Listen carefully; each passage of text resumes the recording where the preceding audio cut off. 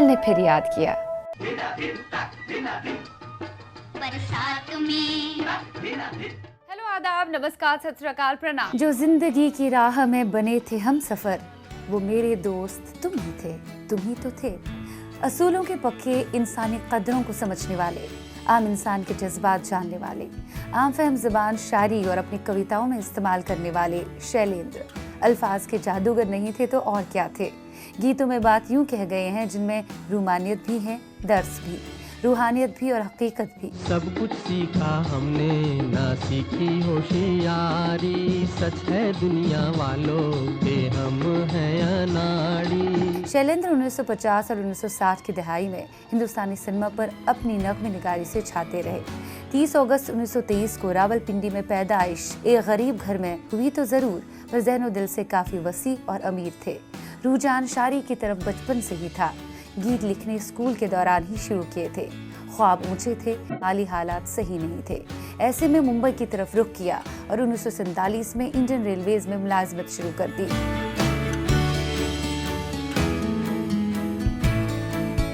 इप्टा यानी Indian peoples theatre association के ज़ेर साया भी रहे। इसी दौरान इप्टा के ज़ेर एहतमाम एक मुशायरे में तक़सीम हिंद पर नज़्म सुना रहे थे। उन्वान था जलता है पंजाब। महफिल में राज कपूर साहब भी शिरकत फरमा थे। उन्हें जलता है पंजाब बेहद पसंद आई। राज कपूर उस दौरान फिल्म आग बना रहे थे। उन्होंने शैलेंद्र से इस नज़्म की मांग की। शैलेंद्र ने इनकार कर दिया। वक्त ने करवट ली और तकदीर दोनों को आमने सामने लाई। घर पर बच्चे की आमद थी और पैसों की सख्त जरूरत थी। राज कपूर को बरसात मुकम्मल करनी थी।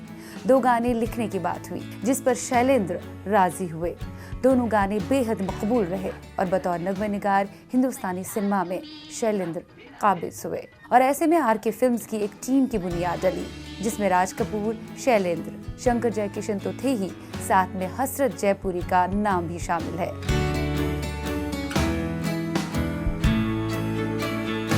दोस्ती इतनी अजीज थी कि राज कपूर शैलेंद्र साहब को कविराज और पुष्किन के नाम से पुकारते थे।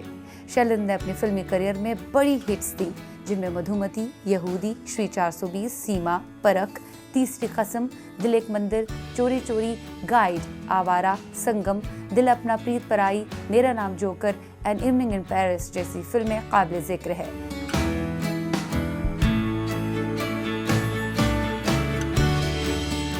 शैलेंद्र ने अपनी फिल्मी करियर में एक फिल्म प्रोड्यूस भी की।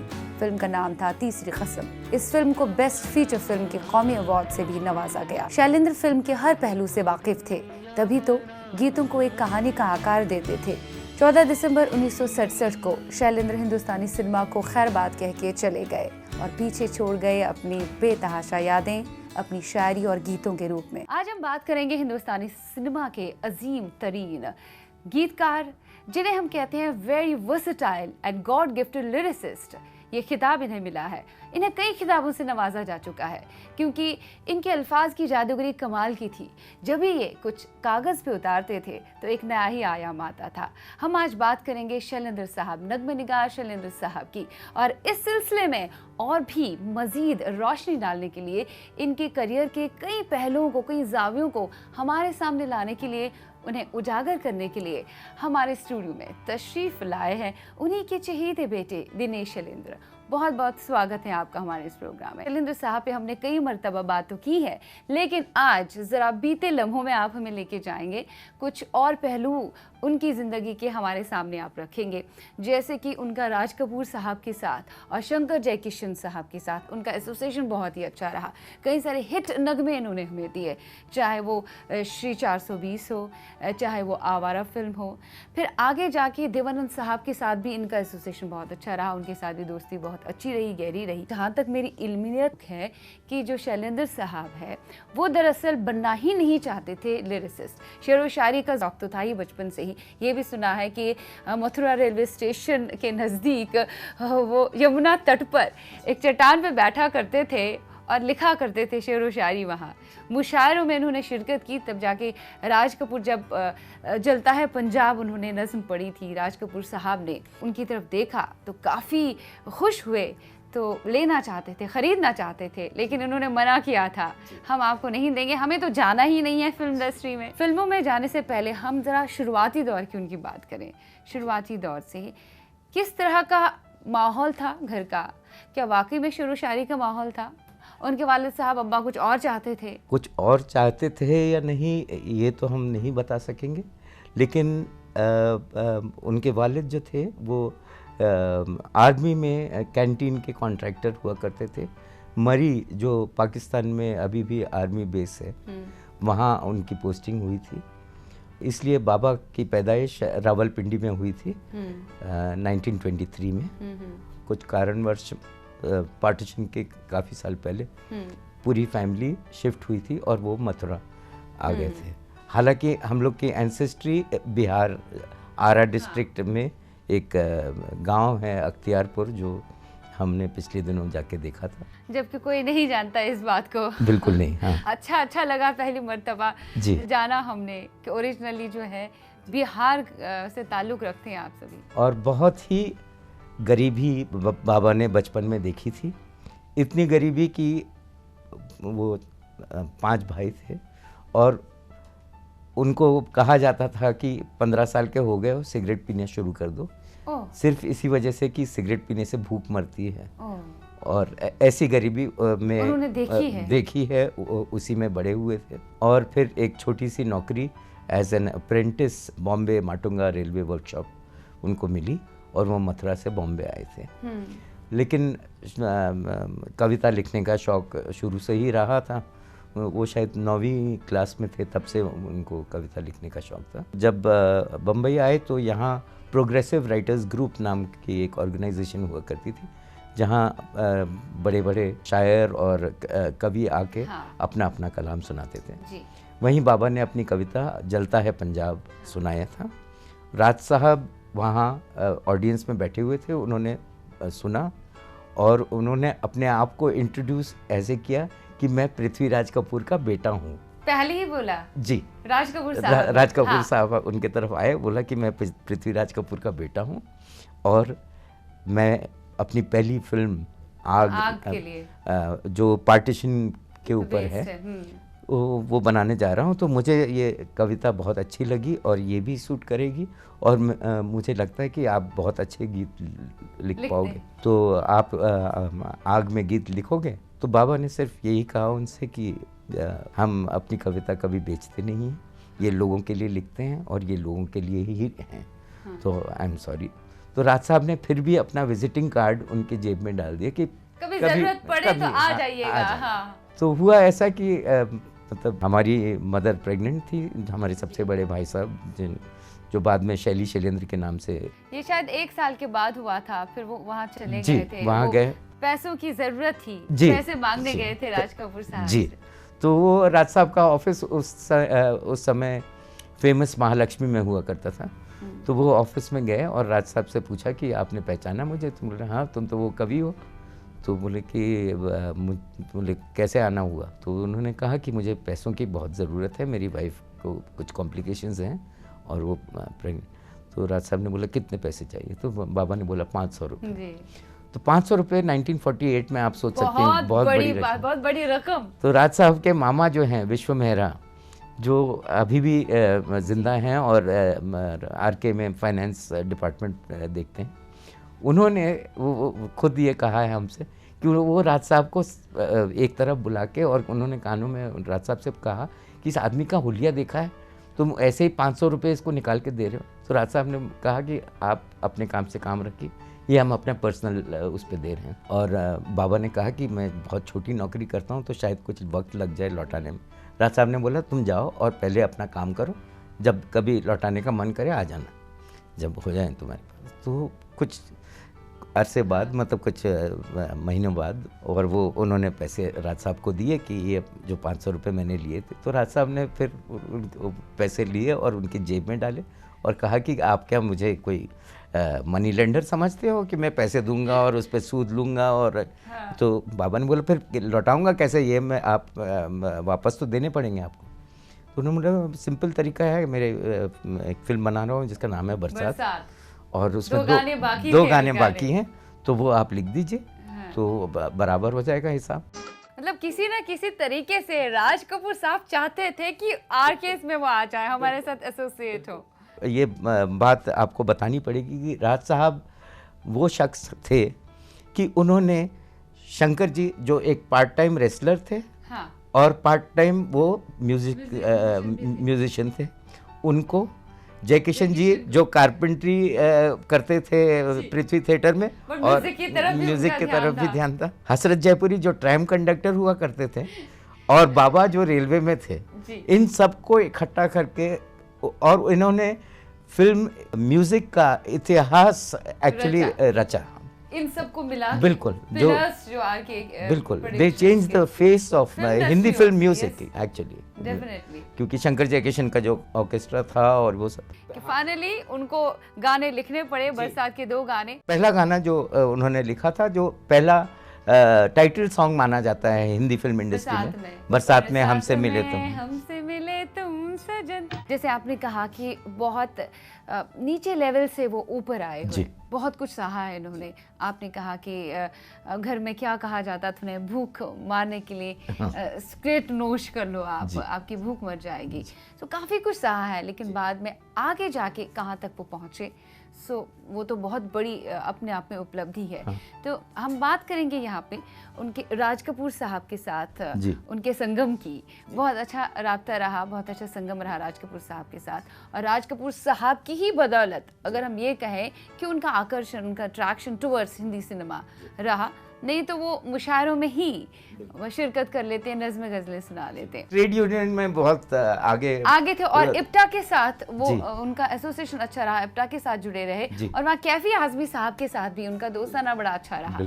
वो ज़रा शेयर करें कैफी आज़मी साहब के साथ, एक और बहुत ही बड़े अजीम राइटर, अजीम लिरिसिस्ट ऑफ इंडियन सिनेमा, उनके साथ उनका एसोसिएशन बड़ा अच्छा रहा। एक इंटरेस्टिंग इंसिडेंट उन्होंने भी सुनाया, तो वो हमारी कैफी आज़मी साहब ने जी, और हमारी मदर ने भी सुनाया था ये, कि किसी फंक्शन में बाबा मम्मी को साथ ले गए थे, और कुछ बातों बातों में वो मम्मी ने देखा कि वो दिख नहीं रहे हैं, तो वो शौकत आज़मी जी के पास गई और कहा कि शायद पता नहीं ये, और बाबा का ऐसा था कि वो घर पहुंच गए थे, वो भूल गए थे मम्मी को वहाँ फंक्शन में। और घर पहुंच के उनको याद आया कि मैं तो शादीशुदा हूँ और अपनी वाइफ को वहाँ भूल आया, तो फिर वो वापस जाके वो लेके आए थे। तो मतलब राइटर्स के साथ ऐसा होता है। जी। आवारा फिल्म के टाइम का एक बहुत अच्छा फनी इंसिडेंट है, जो प्रीमियर था आवारा का, तो वो बाबा के लिए काफी बड़ी बात थी, क्योंकि आवारा के काफी गाने ना सिर्फ यहाँ ओवरसीज में भी बहुत फिल्म को सराहा गया। आवारा हूँ कितना बड़ा लैंडमार्क रहा। तो वो जो जब प्रीमियर में जाना था, तो घर में हमारे मौसी और हमारी मम्मी की छोटी बहनें वो रहती थी साथ में, तो बहुत तमाशा हुआ। ये उन्होंने ही हमें बताया था कि बहुत तमाशा हुआ कि उनको मोजे नहीं मिल रहे थे, शैलेंद्र साहब। हाँ, कि मोजे एक हाथ में लेके घूम रहे थे कि इसका पैर कहाँ, जोड़ा कहाँ। तो सब पूरा घर उलट पुलट हो। हाँ, और मतलब टाइम भी हो रहा था, प्रीमियर के लिए जाना था, उनको पहुंचना था टाइम पे, और फिर पता चला कि एक पहन के और दूसरा वो हाथ में लेके वो ढूंढ रहे थे पूरे घर में, और काफी मतलब ऐसे हादसे उनके साथ होते थे। बातों का सिलसिला तो यही जारी रहेगा, लेकिन वक्त हो चला है एक छोटे से वक्फे का। हम मिलते हैं right after the short break, और अपनी बातें शैलेंद्र साहब पे जारी रखेंगे, उनके चहेते बेटे दिनेश शैलेंद्र से। कहीं मत जाइएगा, स्टे ट्यून्ड। बरसात में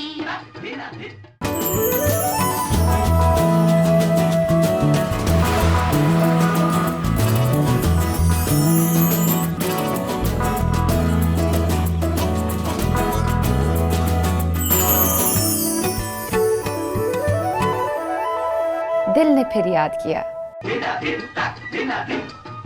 बरसात में ब्रेक के बाद आप सभी का तहे दिल से इस्तकबाल है आप ही के चहेते प्रोग्राम में। आज हम आपकी मुलाकात करवा रहे हैं शैलेंद्र साहब के बेटे दिनेश शैलेंद्र से। शैलेंद्र साहब जिन्होंने बहुत ही हिट गाने, लोकप्रिय गाने, मकबूल तरीन गाने हमारी हिंदी सिनेमा को दिए हैं, हमें महसूस किया है। उनके गाने यादगार हैं और हमेशा यादगार रहेंगे। ब्रेक में जाने से पहले हमने बात की थी कि अपनी जड़ों के साथ काफ़ी मजबूत थे वो जी। क्योंकि उन्हें पता था जिंदगी की मुश्किलात क्या होती हैं, कठिनाई क्या होती हैं, किन परिस्थितियों से वो निकल के आए थे, जी। तब जाके फाइनली आखिरकार वो हिंदुस्तानी सिनेमा के अजीम गीतकार बने थे। जी। जड़ों की अगर हम बात करें तो आपके साथ भी घर पे कई सारी बातें शेयर होती थी, तो आपसे वो क्या कहा करते, कौन सा दर्ज देते थे घर पे? जड़ों के साथ मजबूत रहो बच्चों। जब हम 4 साल के थे तब हम लोग ने बंगलों में शिफ्ट किया। ओके जी। ऐसे कुछ नहीं था जो मतलब दूसरों के घर में होता और हमारे घर में नहीं था। It was I would say luxurious life. लेकिन जो डाइनिंग टेबल था जिस पे हम लोगों के लिए, सबके लिए कुर्सियाँ लगता था। हाँ लगता था। हम लोग को बड़े अंग्रेजी बोलने का और डाइनिंग टेबल पे बैठ के खाने का बहुत वो था। बाबा हमेशा, मतलब बहुत कम इंस्टेंसेस हुए होंगे कि वो हम डाइनिंग टेबल पे बैठ के उन्होंने खाया होगा। जमीन पे बैठ वो के हमेशा ज़मीन पे बैठ के खाया करते थे।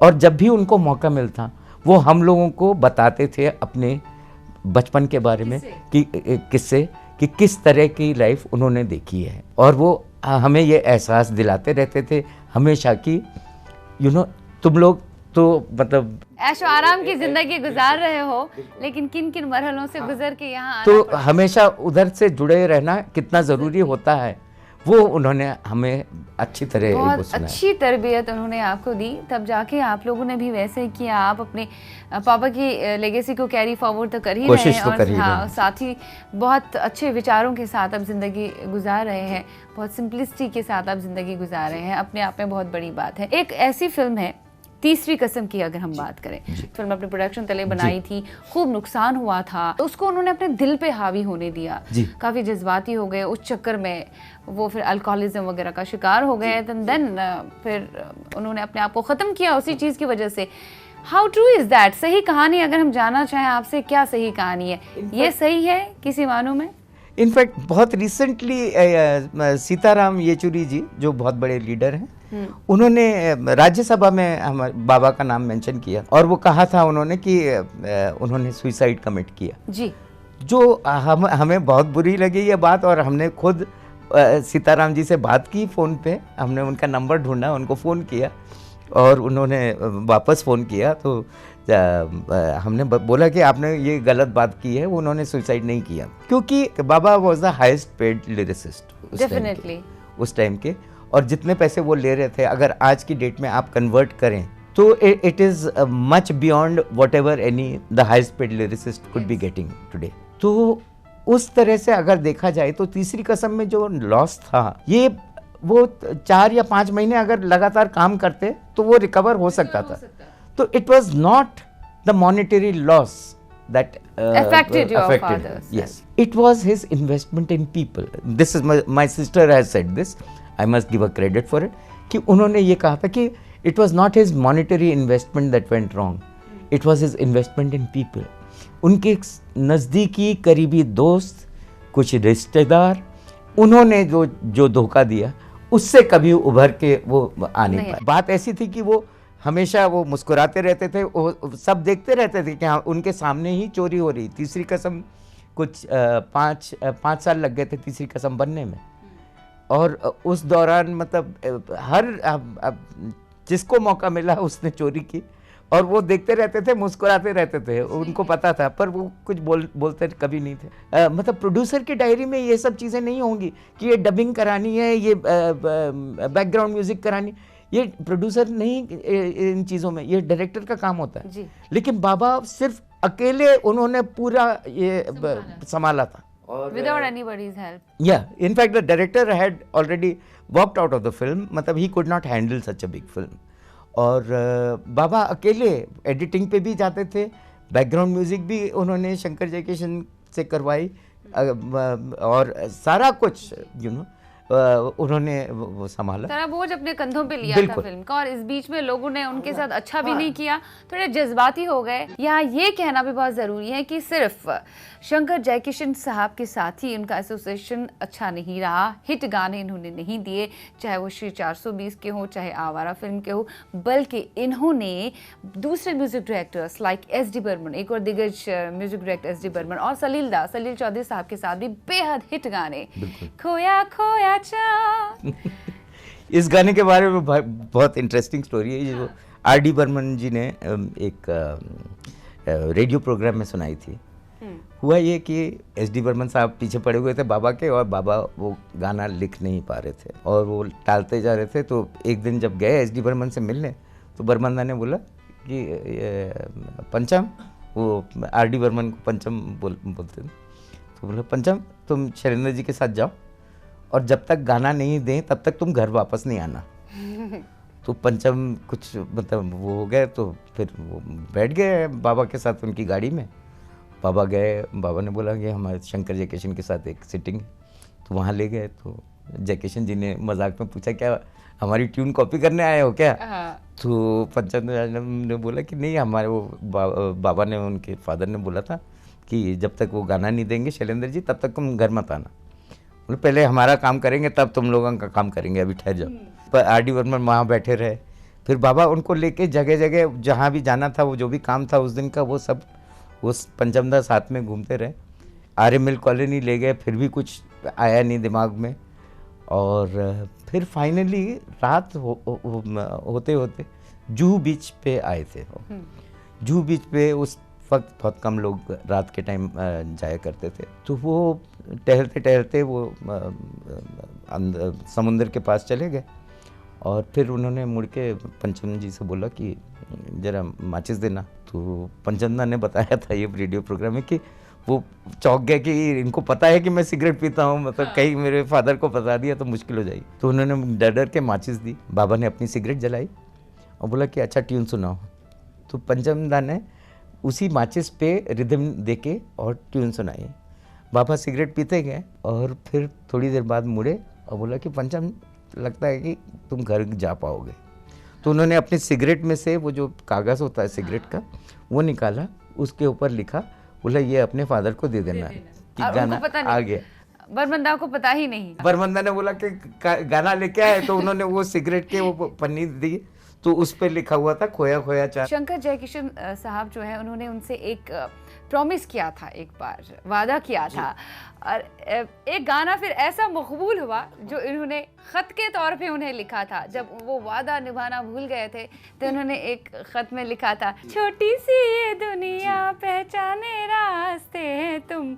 बहुत ही तंज के साथ लिखा था ये, और तंज के साथ लिखा हुआ ये गाना जो है वो बहुत ही मकबूल रहा। रंगोली फिल्म में डाला गया था इसको। इसी के साथ हम लेते हैं एक छोटा सा ब्रेक के पार मिलते हैं और अपनी गुफ्तगू शैलेंद्र साहब के बेटे दिनेश शैलेंद्र से जारी रखेंगे। Stay tune. बरसात में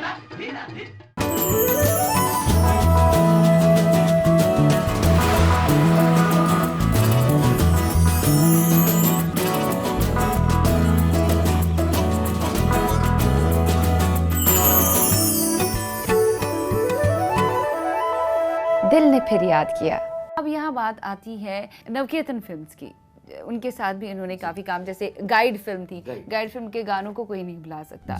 और वैसे गाइड फिल्म जो है वो शायद ये पहले नहीं कर रहे थे जी, नहीं, किन्हीं कारणों से फिर इन्होंने बाद में गाइड के 2 गाने रिकॉर्ड हो चुके थे, लेकिन दोनों देव साहब और विजय आनंद जी S.D. बर्मन जी के पास गए और उन्होंने कहा कि हमें ट्यून बहुत अच्छी लगी है लेकिन वर्ड्स हमें पसंद नहीं आ रहे हैं। तो बर्मन दा ने बोला कि वो तो ये तो एक ही आदमी कर सकता है और वो शैलेंद्र है। तो उन्होंने बाबा को फ़ोन किया कि ये विजय गोल्डी और देव साहब मिलना चाह रहे हैं, आ जाओ जाओ। तो उन्होंने पहले तो मना करने की कोशिश की फ़ोन पे ही, पर बर्मन दा ने इंसिस्ट किया तो उनको जाना पड़ा। बर्मन दा को बहुत रिस्पेक्ट करते थे और वो गए। तो देव साहब और विजयानंद जी मिले और बताया कि हम आपको लेना चाहते हैं। तो बाबा ने बोला आप लोग अफोर्ड नहीं कर पाओगे। तो उन्होंने बोला नहीं, मतलब आप क्या, बोले पहले पैसे की बात कर रहे। तो उन्होंने बोला कि कितना, तो मतलब अगर इंग्लिश टर्म्स अगर बात करें तो I can say that he demanded an obscene amount of money for Guide, कि ये गाइड चाहिए ही चाहिए, तब मैं करूँगा फिर। पूरी फिल्म हम लिखने के लिए इतना पैसा लेंगे। और वो आज की डेट में अगेन वो कंपैरिजन में मतलब करोड़ों में फिगर जाएगा। तो उन्होंने सोचा कि ये इस बहाने वो मना कर देंगे। वो भाई लोगों ने आपस में कानाफूसी की और बोला कि हाँ जी एग्री, मतलब अब स्टोरी सुनाइए। स्टोरी सुनाई और जैसे ही स्टोरी कंप्लीट हुई तो दिन ढल जाए रात ना जाए, तू तो ना आए तेरी याद तेरी याद सताए, सताए। उसका मुखड़ा वो उन्होंने वहीं बैठे बैठे लिख के उनको दिया था। और वहाँ से गाइड शुरू हुई। शुरू हो गई। उसके एक फिल्म का गाना हम आई मस्ट मेंशन कि उसकी रिकॉर्डिंग पे हम भी गए हुए थे। हाँ, और हम मतलब वायलिन भी सीख रहे थे। तब आपने शुरू किया था वायलिन बजाना? आई थिंक 5 या 6 साल के होंगे तब। क्वार्टर साइज वायलिन हमने शुरू किया था। विजय आनंद और देव साहब ऑलरेडी आउटडोर पे चले गए थे और इनके ऊपर छोड़ गए थे कि ये गाना रिकॉर्ड करके भेज देना। तो इन्होंने वो रिकॉर्ड किया, कांटों से खींच के यहाँ चल, आज फिर जीने की तमन्ना है। जब ये गाना वहाँ पहुँचा तो देव साहब ने रिजेक्ट कर दिया था इस गाने को। उनको बिल्कुल अच्छा नहीं लगा था। बोले ये क्या है, आज फिर जीने की तमन्ना है, आज फिर तो मरने का इरादा है, मतलब क्या बोलना जीना क्या और मरना एक साथ हाँ, था। उनको पसंद नहीं आया। तो गोल्डी साहब को पता था कि इस गाने में क्या है। उन्होंने देव साहब को कन्विंस किया कि ठीक है, हम लोग आए हैं आउटडोर पे तो शूट कर लेते हैं, वापस जाके देखेंगे स्क्रीन पे। ये बात याद आ गई, ये गाना जो है वो अंतरे से शुरू हुआ था, जी, मुखड़े जी, से नहीं। ये जी। खास बात है इस गाने हाँ, ये एस.डी. बर्मन ने पहली बार किया था, पर शंकर जयकिशन कर चुके थे। जी, ये जी। यह है आग हमारे सीने में, हम आग से खेलते आते हैं, दैट वाज ऑलरेडी डन। वो अंतरा पहले आना और मुखड़ा बाद में आना, वो शंकर जयकिशन ऑलरेडी ये तजुर्बा कर चुके थे। फिर जब शूटिंग शुरू हुई उस गाने की आउटडोर में, तो देव साहब ने देखा कि यूनिट का हर मेंबर मतलब वापस लौट के आ रहे हैं वापस, तो सबके मुंह पे वो गाना चढ़ा हुआ था। तो देव साहब को थोड़ा थोड़ा अच्छा लगने लगा गाना, और जब स्क्रीन पे देखा तो बहुत ही अच्छा लगने लगा। और जब मतलब प्रोजेक्ट हुआ हाँ, सामने। जब समझ में आया कि हाँ ये बोलना चाह रहे हैं राइटर, तो that is how such a wonderful song almost got lost. मतलब थैंकफुली आज क्लासिक yes, हिट तस्वीर की बिल्कुल। जाता है हिंदुस्तानी सिनेमा का ये गाना। वैसे बहुत सारे किस्से, उनके किस्सों पे बात करें, शैलेंद्र साहब की अल्फाज की जादूगरी पे बात करें तो इतना समय पे बहुत कम पड़ेगा। जाते जाते ये बात तो जरूर करना चाहेंगे कि खालिस उर्दू भी उन्होंने लिखी है। बिल्कुल खालिस उर्दू भी लिखी है। लोग हैरान हो गए जब अनारकली के गाने उन्होंने लिखे और ऐसे शब्द उन्होंने उनमें डाले कि लोग कहे क्या उर्दू के मंझे हुए शायर हैं। हाँ, वो एक चैलेंज के तौर पे उन्होंने Accept कर लिया था। एक्सेप्ट कर लिया था। किसी ने एक कमेंट कर दिया था कि ये क्या है, हिंदी में कोई हिंदी में कौन सी शायरी होती है। तो उन्होंने वो गाने लिखे दो, दुआ कर गमे दिल और आजा अब तो आजा मेरी किस्मत के खरीदार। और फिर उन्होंने मैसेज भेजा था कि मैं उर्दू जानता हूँ पर मैं फिर भी प्रिफर करता हूँ कि सीधी सादी हिंदी में। बहुत अच्छा लगा आपके साथ गुफ्तगू हुई। मैं उम्मीद करती हूँ आप जो डॉक्यूमेंट्री बना रहे हैं, जी। आप रिसर्च कर रहे हैं बहुत ज़्यादा, जो बहुत जल्द हमारे सामने आ रहे हैं शैलेंद्र साहब के ऊपर, वो बहुत यादगार तस्वुर हो और सबके सामने वो रहें। वैसे भी शैलेंद्र साहब के गाने अमर हैं और हमेशा अमर रहेंगे, और आप जो उनके लिए कर रहे हैं वो सही मायनों में आप श्रद्धांजलि अर्पित करेंगे उनके लिए, अपने वालिद साहब के लिए। बहुत बहुत शुक्रिया, बहुत मज़ा आया आपके साथ बात करके। थैंक। उम्मीद करती हूँ आपको आज का प्रोग्राम बेहद पसंद आ गया होगा। आप हमें ज़रूर लिखिए shiva.lateef@nw18.com। फिलहाल आज के प्रोग्राम में इतना ही। अगली दफ़ा एक और शख्सियत से आपको रूबरू कराएंगे। Till then you guys take care of yourself. खुदा हाफ़िज़। बरसात में